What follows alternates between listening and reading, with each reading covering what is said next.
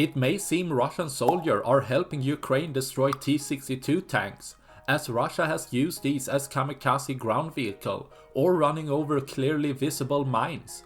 Now, as we see a T-62MV tank being left abandoned, Ukrainian drones can move in, while 3 hatches are left open, making Ukrainian drone operators' lives much easier. They have left something far better behind.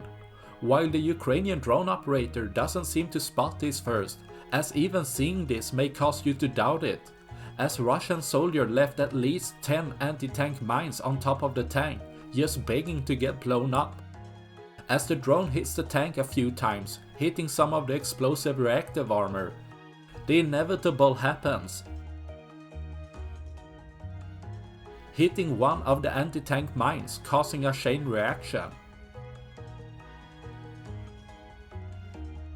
Blowing away large part of the side of the tank, causing it to catch fire.